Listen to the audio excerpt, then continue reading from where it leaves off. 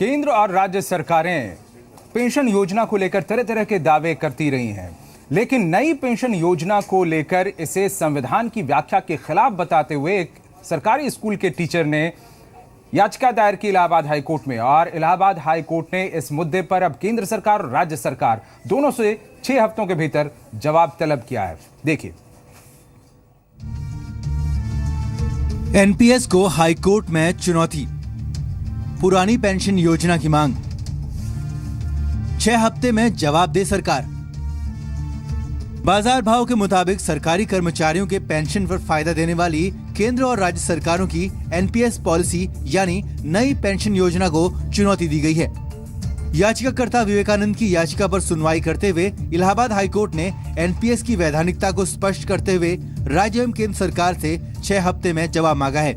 राज्य सरकार एवं केंद्र सरकार दोनों से 6 सप्ताह में काउंटर मांगा हुआ है कि आप काउंटर एफिडेविट दीजिए कि आखिर ये क्या मैटर है। अभी इसके लिए 6 सप्ताह का टाइम मांगा है। 6 सप्ताह के बाद पुनः डेट लगाई जाएगी, जिसके बाद आगे की सुनवाई होगी। प्राइमरी स्कूल जोरबट इलाहाबाद के सहायक अध्यापक विवेकानंद की याचिका में कहा गया है कि एनपीएस में जहां सांसदों और विधायकों को एक दिन के लिए भी सदन का सदस्य बनने पर 20,000 रूपए तक प्रतिमाह पेंशन देने का प्रावधान है, वहीं सरकारी कर्मचारियों के लिए लंबी सेवा के बावजूद अंशदायी पेंशन की अनिवार्य व्यवस्था क्यों की गई है। तर्क ये दिया गया है कि व्यवस्था संविधान के अनुच्छेद 14 और 21 के खिलाफ है। याचिका में ये भी कहा गया है कि नई पेंशन योजना LIC की तरह निवेश पर निर्भर करेगी। इसके तहत भविष्य में निश्चित पेंशन मिलने की कोई गारंटी नहीं। इस योजना के तहत 60 साल की उम्र में रिटायर होने से पहले कुल राशि का 40% जमा होने पर ही पूरी पेंशन मिलेगी। एनपीएस के तहत कर्मचारी बीमा कंपनियों से पेंशन हासिल करेंगे और इसमें इंक्रीमेंट भी नहीं जोड़ा जाएगा। लिहाजा इलाहाबाद हाईकोर्ट से ये मांग की गई है कि इन बिंदुओं पर गौर कर एनपीएस के बजाय पुरानी पेंशन योजना को लागू करने का आदेश दिया जाए।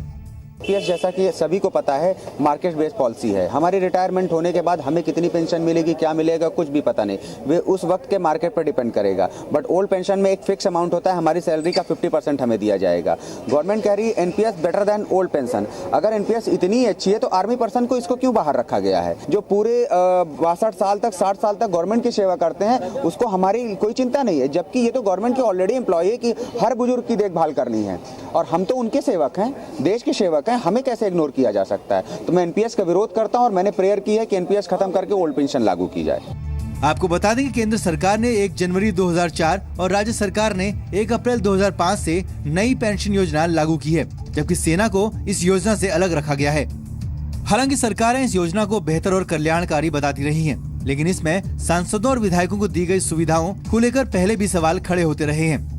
फिलहाल इलाहाबाद हाईकोर्ट ने भी इसको लेकर दाखिल याचिका पर सुनवाई करते हुए जहां राज्य और केंद्र सरकार से 6 हफ्ते में जवाब मांगा है, वहीं ये भी कहा है कि सरकार को ऐसी नीति बनाने का अधिकार नहीं है जो नागरिकों के बीच भेदभाव करती हो और मूल अधिकारों के खिलाफ हो।